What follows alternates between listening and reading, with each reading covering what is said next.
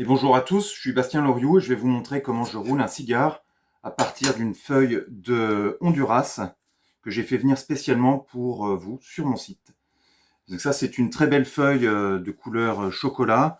Ça fait un petit moment que je l'ai réhumidifiée. Évidemment, il faut toujours réhumidifier, réhydrater sa feuille avant de la travailler. Là, on se voit pour la deuxième étape du roulage d'un cigare qui consiste à poser la cape. Donc vous voyez, j'ai ici un, comment vous dire, une poupée qui a passé une nuit dans un moule sous presse et qui est donc prête à être roulée, puisque ça, c'est uniquement la feuille que vous allez voir à l'extérieur.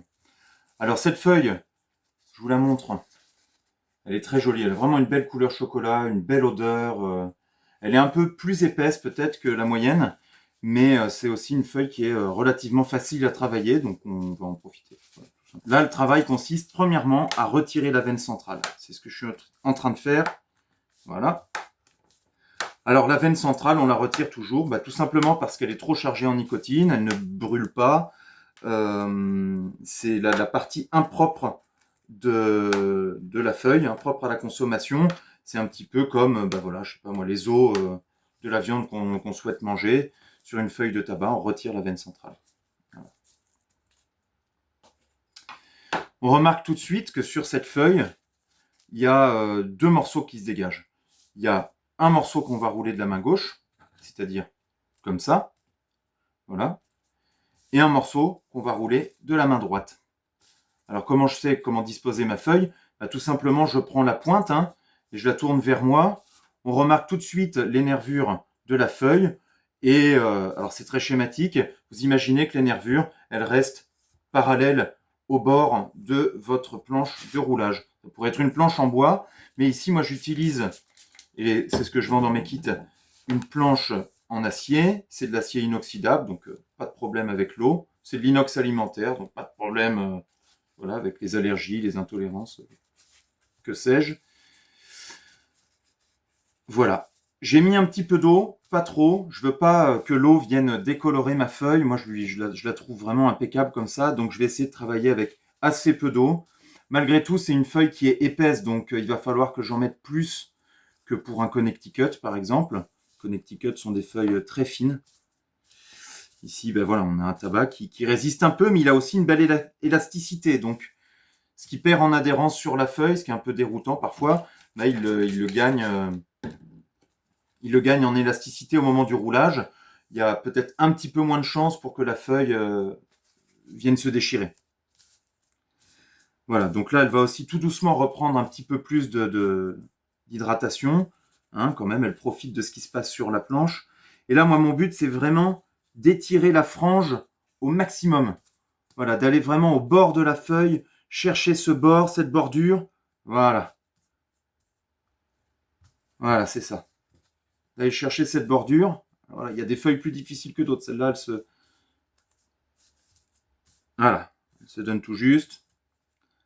Alors vous savez, c'est parce que je travaille toujours un petit peu à l'arrache, mais en fait, ce travail-là, j'aurais pu le faire aussi dans le sac où je les ai réhydratés, de bien lisser les feuilles, de bien les déplier complètement. Voilà, j'ai très peu de temps pour rouler, je travaille beaucoup à faire toutes vos commandes, etc. Donc effectivement, j'ai pas pris le temps de le faire. Voilà.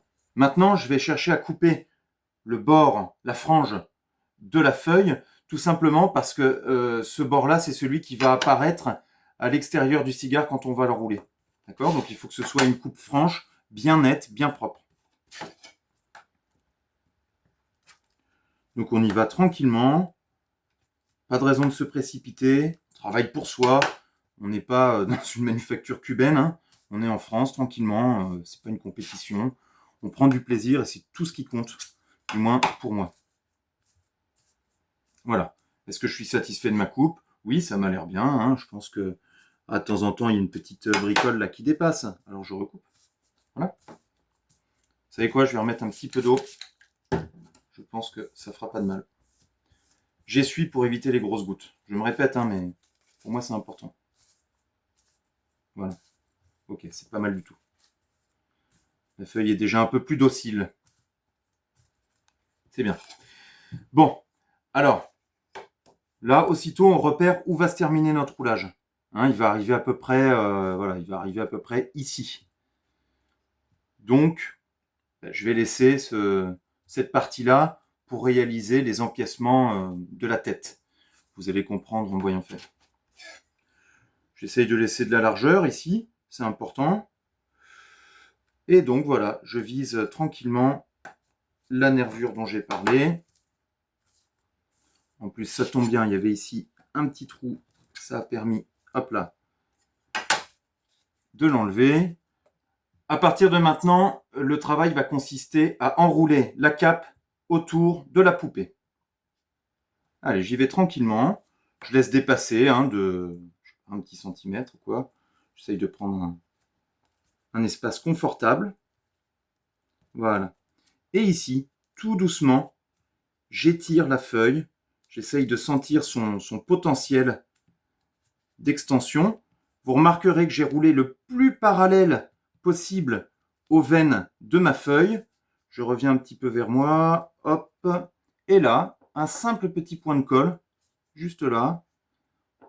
C'est de la gomme arabique, ça n'a pas de goût. J'évite d'en mettre de trop parce qu'encore une fois, je ne voudrais pas que comme l'eau, ça vienne décolorer la tête, que ça se voit.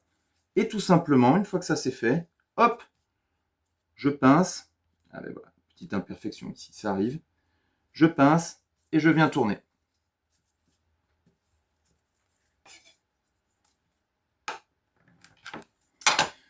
Voilà, j'ai coupé l'excédent de tabac, l'excédent de feuilles.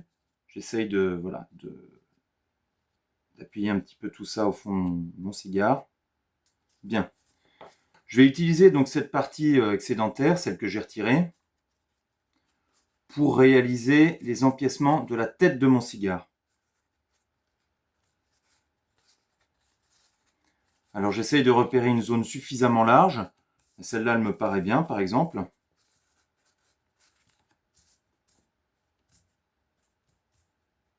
Je vais remettre un petit peu d'eau pour faire adhérer tout ça à la feuille, à la planche, pardon.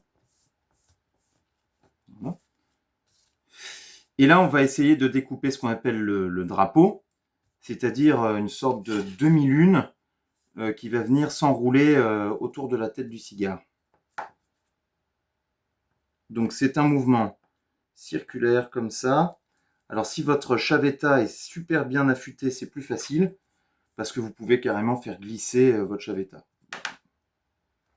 Il y en a qui y arrivent mieux que d'autres. Moi j'y vais tranquillement comme ça et voilà. Là j'ai une demi-lune qui va me permettre de réaliser l'empiècement de la tête qui va venir s'enrouler autour de la tête. On peut remettre un petit point de colle. Voilà. Histoire que ce soit un peu plus enfoncé. Ok. Ensuite, je vais mettre de la colle là sur le bord de ma demi-lune, bord extérieur. Alors vous avez vu que j'ai fait une demi-lune assez large. En réalité, vous allez vite comprendre qu'on n'utilise pas tout le tabac de cette demi-lune. L'endroit où je suis en train de mettre la colle, ça correspond à peu près à ce qui, comment dire,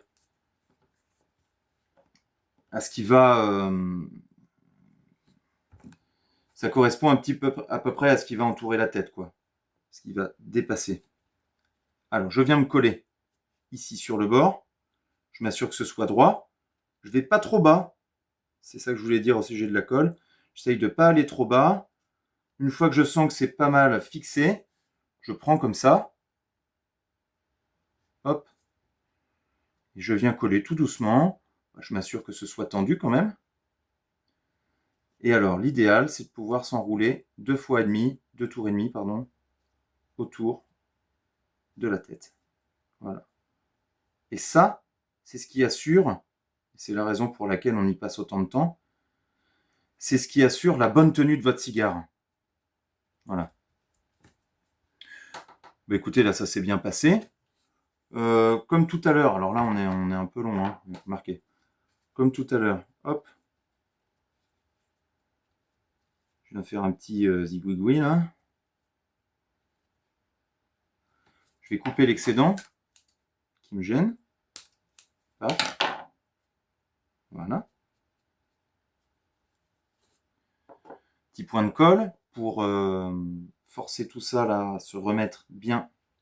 Alors vous voyez, je fais tourner entre mes doigts. Il y a vraiment très peu de colle. C'est important. Enfin, c'est important. Si, ça compte. Vous voulez pas que ce soit tout luisant sur les bords, tout dégueulasse.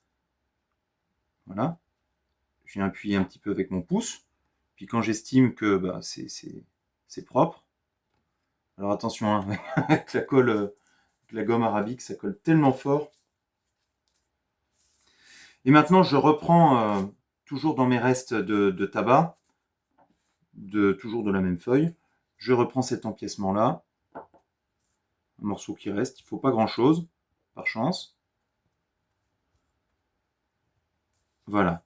Je viens placer un petit cercle de colle. Je prends ce qu'on appelle un casquillo qui me permet de couper la petite pastille que je vais venir mettre par-dessus pour sceller l'ensemble. Voilà, alors une fois sur deux, moi ça reste collé à l'intérieur. On décolle tranquillement. Voilà. Et là, hop, ma petite pastille. Je viens l'étaler gentiment sur la tête de mon cigare. Voilà.